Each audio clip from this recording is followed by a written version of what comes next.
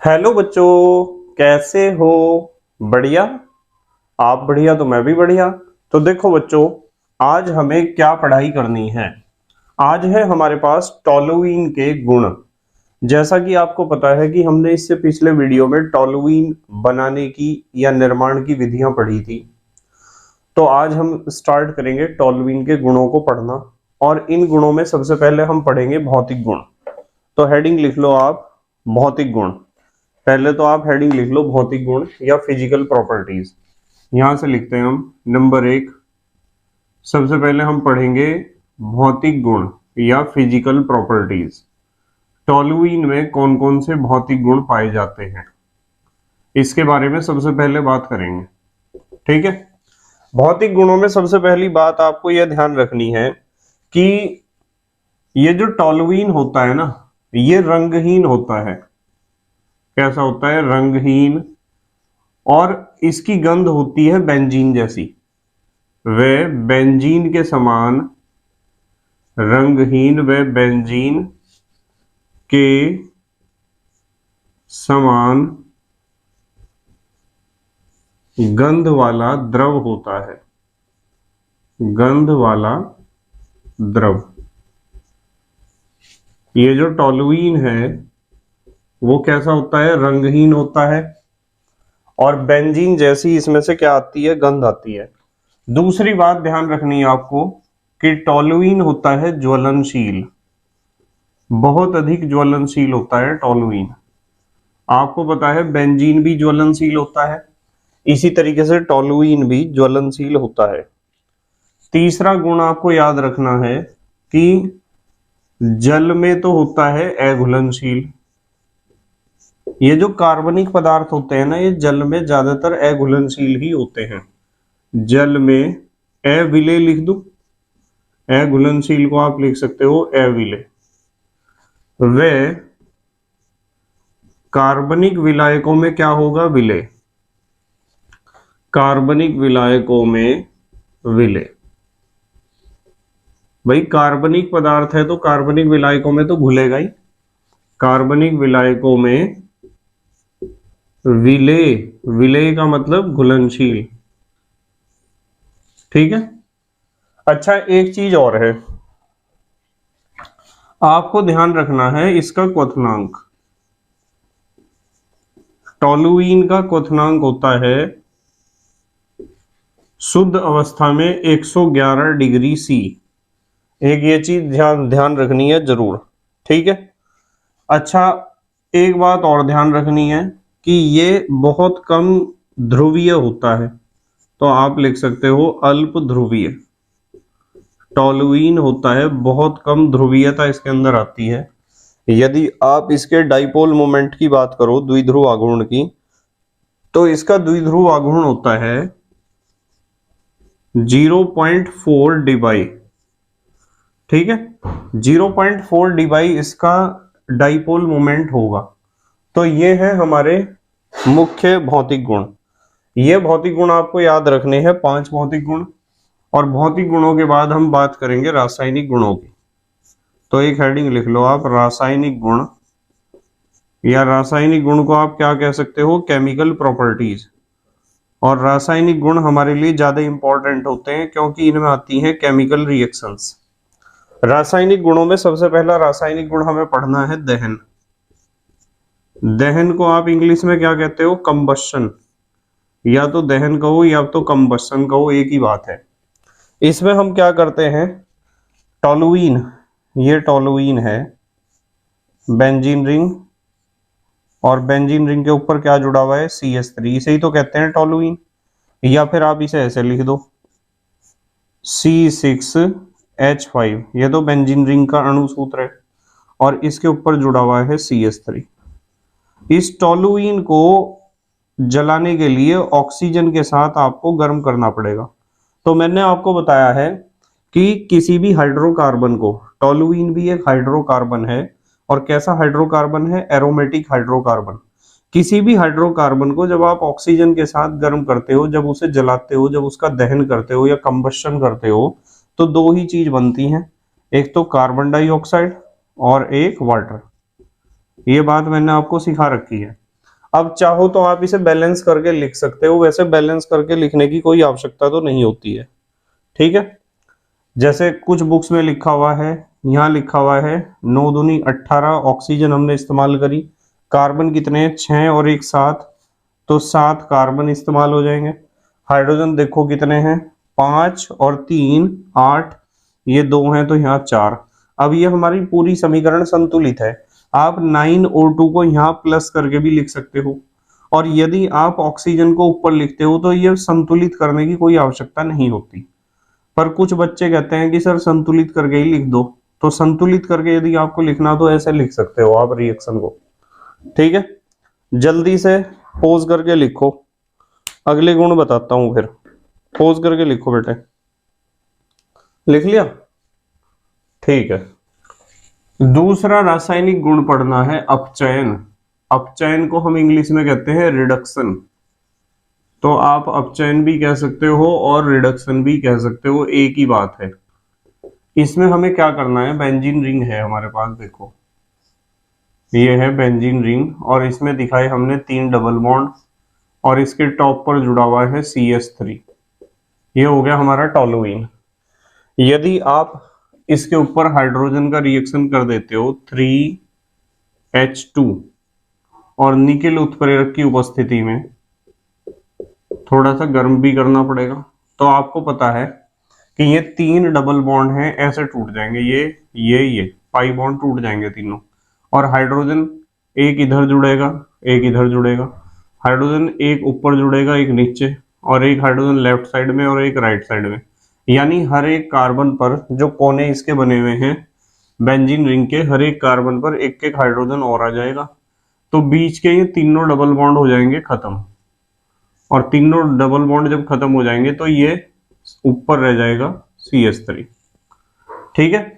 तो ये तो मिथाइल ग्रुप है, और ये है साइक्लोहेक्सेन, तो इसका नाम आप बता सकते हो कि ये है मिथाइल साइक्लोहेक्सेन। मिथाइल साइक्लोहेक्सेन हमें प्राप्त होता है यदि आप टोलुइन का क्या करते हो, रिडक्शन करते हो। ये टोलुइन है, बेंजीन रिंग के ऊपर CH3 जुड़ा हुआ है, ठीक है। अब आते हैं नंबर 3 पर। तीसरा रासायनिक गुण हमें क्या पढ़ना है, हैलोजिनेशन। हैलोजिनेशन जिसे हम कहते हैं हैलोजनीकरण। आप हैलोजिनेशन को हिंदी में क्या कहते हो, हैलोजनीकरण। इसमें हमें क्या करना है, ध्यान से समझ लेना, ये सारी इंपॉर्टेंट रिएक्शन है जो हम डिस्कस कर रहे हैं इस समय।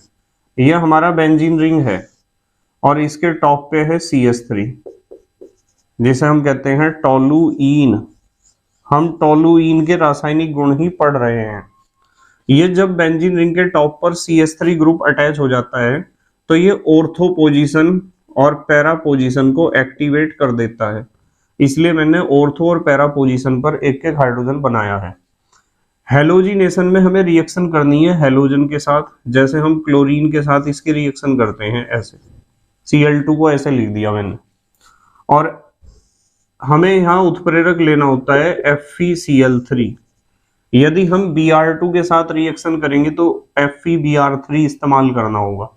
तो क्या होगा, या तो रिएक्शन यहाँ होगी, यहाँ रिएक्शन होने का मतलब यहाँ से H निकलेगा ये वाला, और एक निकल जाएगा Cl, ठीक है। इलेक्ट्रोफिलिक सब्स्टिट्यूशन होगा, आपको पता है ये Cl नेगेटिव और Cl पॉजिटिव में टूटेंगे। Cl पॉजिटिव अटैक करके यहाँ से H पॉजिटिव को हटाएगा, और H पॉजिटिव Cl नेगेटिव के साथ जुड़ के क्या निकल जाएगा, HCl।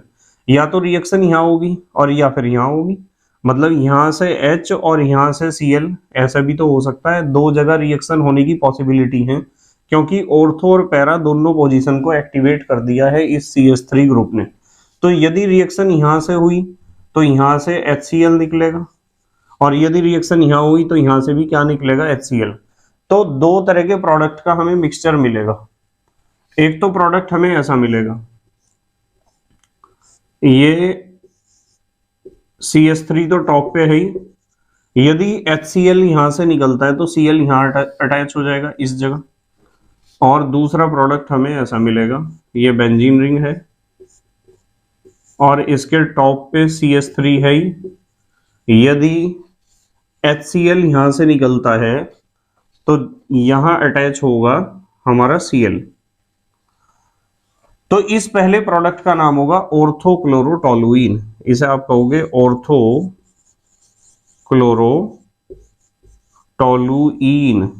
ऑर्थोक्लोरोटोलुइन। इसी तरीके से ये पोजीशन ऑर्थो होती है, ये मेटा, ये पैरा। तो ऑर्थो पे क्लोरो था तो हमने लिख दिया ऑर्थोक्लोरोटोलुइन। अब ऑर्थो मेटा पैरा, इसे आप कहोगे पैरा क्लोरोटोलुइन। ये बनेगा पैरा क्लोरोटोलुइन। तो इन दोनों का मिक्सचर हमें मिलता है ऑर्थोक्लोरोटोलुइन और पैरा क्लोरोटोलुइन का। अब हम बात करेंगे नंबर 4 पर नाइट्रेशन की। नाइट्रेशन को हिंदी में हम कहते हैं नाइट्रीकरण। आप नाइट्रेशन लिखो या नाइट्रीकरण लिखो, एक ही बात है, ठीक है, ध्यान से समझना। यह हमारे पास बेंजीन रिंग है, यह है बेंजीन रिंग, और इसके टॉप पे जुड़ा हुआ है CH3। CH3 ने ऑर्थो और पैरा पोजीशन को एक्टिवेट कर दिया है रिएक्शन करने के लिए। इसके ऊपर हमें रिएक्शन करानी है। नाइट्रीकरण में हम रिएक्शन कराते हैं सांद्र नाइट्रिक अम्ल की, कंसंट्रेट नाइट्रिक एसिड की। और ये लिखा मैंने, देखो कंसंट्रेट नाइट्रिक एसिड को आपको HNO3 नहीं लिखना है। मैंने पहले भी आपको सिखाया था नाइट्रिक एसिड को ऐसे लिखना है OHNO2। देखो HNO3 ही है ये। और एक चीज ध्यान रखनी है कि नाइट्रीकरण में या नाइट्रेशन में आपको कंसंट्रेट H2SO4 की उपस्थिति में रिएक्शन करानी होती है, in the presence of concentrate H2SO4। ये एक डिहाइड्रेटिंग एजेंट होता है। तो यहां से तो H निकलेगा और यहां से OH, ऐसे समझ रहे हैं ना आप। या फिर यहां से H और यहां से OH, या तो रिएक्शन यहां होगी या तो यहां होगी। तो कुल मिला के H और OH क्या निकला, ये H2O। तो आप एरो के नीचे दिखा सकते हो कि H2O साइड प्रोडक्ट निकलता है इसमें नाइट्रेशन प्रोसेस में, नाइट्रीकरण अभिक्रिया में। और या तो NO2 यहां अटैच होगा और या तो NO2 अटैच होगा यहां, ठीक है। तो दो तरह के प्रोडक्ट का हमें मिक्सचर मिलेगा। या तो हमारा प्रोडक्ट ऐसा बनेगा बेंजीन रिंग, बेंजीन रिंग के टॉप पर CH3 है, ऑर्थो पोजीशन पर NO2 है, इसे आप कहोगे ऑर्थो नाइट्रोटोलुइन। और या फिर इसके साथ आपको दूसरा जो प्रोडक्ट मिलेगा वो ऐसा मिलेगा, बेंजीन रिंग, बेंजीन रिंग के टॉप पर तो CH3 है और यहाँ क्या जुड़ जाएगा, NO2। तो इसका नाम है ऑर्थो नाइट्रोटोलुइन। यहां लिख देते हैं ऑर्थो नाइट्रोटोलुइन, ऑर्थो नाइट्रोटोलुइन। और इसका नाम है पैरा नाइट्रोटोलुइन। पैरा, देखो ortho meta para, para position ही तो हुई है वाली नीचे वाली, पैरा नाइट्रोटोलुइन। तो दो तरह के प्रोडक्ट का हमें मिक्सचर मिलता है। जल्दी से पोज करके लिखो, आप लिख लिया बेटे, ठीक है। देखो मैं आपको एक बात बताता हूं, ध्यान से समझना इस बात को। एक हेडिंग लिखते हैं नोट। इस बात को ध्यान से समझेंगे सब बच्चे। मान लो आपके पास ये टोलुइन है, बेंजीन रिंग, और बेंजीन रिंग के ऊपर है CH3, ये टोलुइन है आपके पास। और आप इसका रिएक्शन कराते हो सधूम नाइट्रिक अम्ल के साथ। सधूम लिख दो या सधूम की जगह आप लिख सकते हो फ्यूमिंग। फ्यूमिंग HNO3, HNO3 को हम कैसे लिखते हैं, ऐसे OHNO2। इसके साथ हम रिएक्शन करा रहे हैं। और एक चीज और है कि आपके पास सधूम ही H2SO4 है जिसकी उपस्थिति में हमें रिएक्शन करानी है। सल्फ्यूरिक एसिड भी कैसा है, फ्यूमिंग्स है। सधूम कहते हैं जिसमें से धुआं निकलता हो, वेपर्स निकलते हो, फ्यूम्स निकलते हो, ठीक है। तो क्या होता है, जब आप सधूम HNO3 के साथ इसका रिएक्शन कराते हो टोलुइन का, तो इसकी दोनों ऑर्थो पोजीशन और एक पैरा पोजीशन, तीनों जगह रिएक्शन होती है। बैलेंस करने के लिए आप यहां 3 लिख सकते हो। तो होगा क्या, होगा ये कि यहां से तीनों H, ये और ये तीनों H और ये तीनों OH एक साथ निकल जाते हैं बाहर।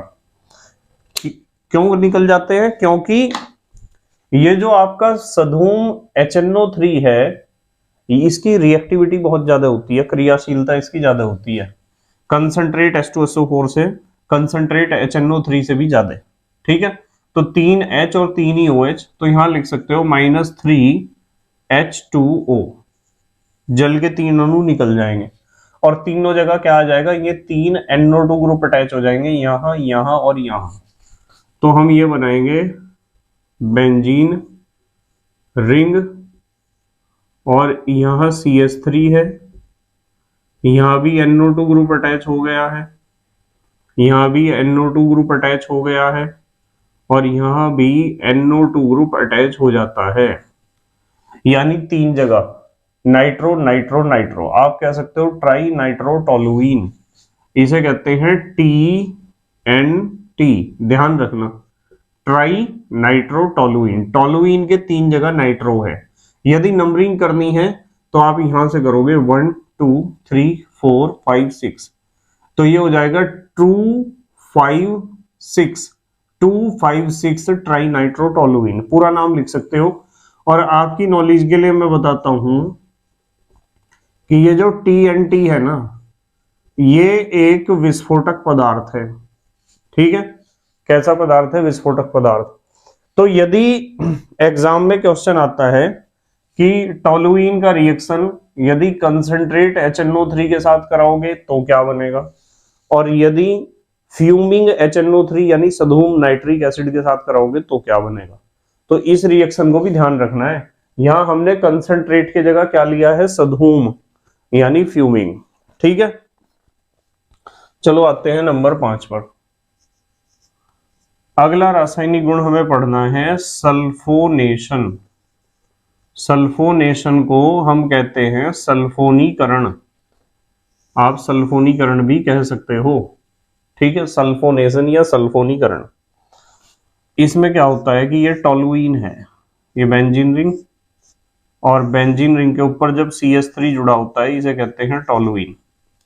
इसका रिएक्शन हमें करना है सधूम, सधूम को हम क्या कह सकते हैं? फ्यूमिंग H2SO4 के साथ। भाई सल्फोनीकरण में जब भी आप सल्फोनेशन या सल्फोनीकरण कराओगे तो आपको सल्फ्यूरिक अम्ल या सल्फ्यूरिक एसिड से रिएक्शन करानी होगी, और हमारे पास फ्यूमिंग H2SO4 है, और H2SO4 को मैंने आपको पहले भी सिखाया था, OHSO3H ऐसे लिखना है। तो होगा क्या, या तो रिएक्शन यहां होगा और या तो यहां होगा रिएक्शन। यदि यहां रिएक्शन हुआ तो यहां से H और यहां से OH निकल जाएगा इस तरीके से। ठीक है, H2O निकल जाएगा, तो आप एरो के नीचे दिखा सकते हो -H2O। साइड प्रोडक्ट को चाहे तो यहां दिखाओ या फिर प्लस करके बाद में दिखाओ। तो दो तरह के प्रोडक्ट का मिक्सचर मिलेगा भाई, या तो यहां से H2O निकलना है या फिर यहां से H2O निकलना है, बात तो एक ही है। या तो SO3H यानी सल्फोनिक एसिड ग्रुप यहां अटैच हो जाएगा और या तो यहां अटैच हो जाएगा, तो प्रोडक्ट ऐसा मिलेगा। देखो ये तो हमारा बेंजीन रिंग है, और बेंजीन रिंग के टॉप पे है CH3 टोलुइन। यदि यहां से H2O निकलता है तो SO3H यहां अटैच होगा, तो ये SO3H ग्रुप ऑर्थो पोजीशन पर अटैच हो जाएगा, और या फिर ये बेंजीन रिंग है और टॉप पे CH3 है तो टोलुइन, या फिर SO3H ग्रुप यहां अटैच होगा। तो दो तरह के प्रोडक्ट का मिक्सचर आपको मिलेगा। ठीक है, इसे कहते हैं हम ऑर्थोटोलुइन सल्फोनिक एसिड। जो पहला प्रोडक्ट है इसका नाम है ऑर्थोटोलुइन सल्फोनिक एसिड, क्योंकि सल्फोनिक एसिड ग्रुप सीनियर होता है इसलिए। और दूसरा जो प्रोडक्ट है इसका नाम है पैराटोलुइन सल्फोनिक एसिड। लिख देते हैं ऑर्थोटोलुइन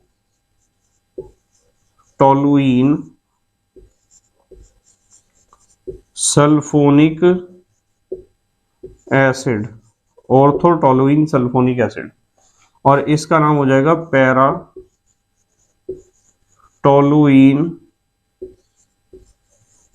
सल्फोनिक एसिड। तो दो तरह के प्रोडक्ट का मिक्सचर मिलता है हमें, ठीक है। अच्छा, उसके बाद हमें नंबर 6 पर पढ़ना है। नंबर 6 पर फ्रीडेल क्राफ्ट्स लिखते हैं, चलो फ्रीडेल क्राफ्ट्स एल्काइलेशन। ये रिएक्शन मैंने आपको बेंजीन में भी सारी रिएक्शन पढ़ाई हैं। फ्रीडेल क्राफ्ट्स एल्काइलेशन बेंजीन में भी पढ़ाई है रिएक्शन। देखो ये हमारे पास टोलुइन है, बेंजीन रिंग के ऊपर CH3, ऑर्थो और पैरा पोजीशन एक्टिवेट हैं CH3 की उपस्थिति के कारण। इसका रिएक्शन हमें कराना है CH3Cl के साथ, यानी मिथाइल क्लोराइड के साथ। और यहां ध्यान रखना है कि उत्प्रेरक आपको चाहिए AlCl3, एल्यूमिनियम ट्राइक्लोराइड। तो या तो यहां से HCl निकलेगा HCl, और या तो यहां से HCl निकलेगा। तो HCl निकलेगा as a side product. Main product या तो CH3 यहां अटैच हो जाएगा, या तो CH3 यहां अटैच हो जाएगा। तो हमें एक तो प्रोडक्ट ये मिलेगा, बेंजीन रिंग, एक CH3 पहले से ही था और एक CH3 अटैच हो गया ऑर्थो पोजीशन पर, और या फिर बेंजीन रिंग, एक CH3 पहले से ही अटैच था, एक CH3 अटैच हो गया है पैरा पोजीशन पर। तो इसका नाम, तो जब दो CH3 अटैच होते हैं बेंजीन रिंग पर, तो मैंने नाम आपको पहले भी सिखा रखा है, इसे कहते हैं हम जाइलीन। तो इसका ऑर्थो पोजीशन पे है एक दूसरे के, तो इसका नाम होता है ऑर्थोजाइलीन। क्या नाम होता है? ऑर्थोजाइलीन। और ये एक दूसरे के पैरा पोजीशन पर है, तो इसे आप कहोगे पैराजाइलीन। क्या कहोगे? पैराजाइलीन। तो ऑर्थोजाइलीन और पैराजाइलीन का हमें मिक्सचर मिलेगा। जल्दी से पोज करके लिखो बेटे, फिर अगली बात बताता हूं। लिख लिया? ठीक है। नंबर 7, 7वें नंबर पे हम पढ़ेंगे फ्रीडेल क्राफ्ट्स एसाइलेशन। ठीक है, इसमें रिएक्शन आपको करानी है एसिटाइल क्लोराइड के साथ। देखो कैसे, ये आपके पास बेंजीन रिंग है, और बेंजीन रिंग है उसके ऊपर CH3 जुड़ा हुआ है, ऑर्थो पोजीशन और पैरा पोजीशन पर एक्टिवेट है ये रिंग। इसे आप कहते हो टोलुइन। इसका रिएक्शन आपको कराना है CH3COCl के साथ। इसे हम कहते हैं एसिटाइल क्लोराइड। क्या कहते हैं? Acetyl chloride. और AlCl3 की उपस्थिति में ही कराना है, in the presence of AlCl3। तो होगा क्या, यहां से H, यहां से Cl, या फिर यहां से H और यहां से Cl। इसमें भी साइड प्रोडक्ट HCl ही निकलता है, और मेन प्रोडक्ट ये आपका बेंजीन रिंग है, और CH3 टॉप पर था, यहां जुड़ जाएगा COCH3। ये Cl तो निकल गया था, COCH3। और बेटे दूसरा बेंजीन रिंग, यहां ऊपर तो CH3 था ही, यहां यदि HCl यहां से निकलता है तो इस जगह H की जगह जो खाली होगी वहां जुड़ेगा COCH3। इसे कहते हैं ऑर्थो मिथाइल एसिटोफिनोन। इसका नाम होता है ऑर्थो मिथाइल एसिटोफिनोन। देखो CO बीच में है ना, कीटोन बीच में है, तो इसलिए इसे एसिटोफिनोन कहते हैं। CH3 के कारण तो एसिटो कहा, फिनोल इसमें जो है ये फिनाइल ग्रुप है और कीटोन है, इसलिए फिनाइल ग्रुप की वजह से फी आ रहा, फीन, और ऑन आ रहा ऐसी, इसकी वजह से। ठीक है, किसकी वजह से? कीटोन की वजह से। तो ये ऑर्थो पोजीशन पे है, और ये कौन सी पोजीशन पे? एक दूसरे के पैरा पोजीशन पे। तो ऑर्थो की जगह आप क्या लिखोगे? Para-methyl acetophenone. इसका नाम हो जाएगा पैरामिथाइल एसीटोफिनॉल। ठीक है, जल्दी से पोज करके लिखेंगे हमारे देश के बच्चे। अब लिख लिया? ठीक है, तो बेटे आज तो हम इतना ही पढ़ेंगे। गुणों में हमने कितने रासायनिक गुण कर लिए हैं? भौतिक गुण तो कर ही लिए हैं, रासायनिक गुण हमने कर लिए इसमें 7। बाकी रासायनिक गुण मैं आपको कल कराऊंगा। ठीक है, बस मेहनत और ईमानदारी से पढ़ाई करते रहो और अपने हैंड रिटन नोट्स बनाते रहो। तो thank you very much for watching this video. Okay, bye.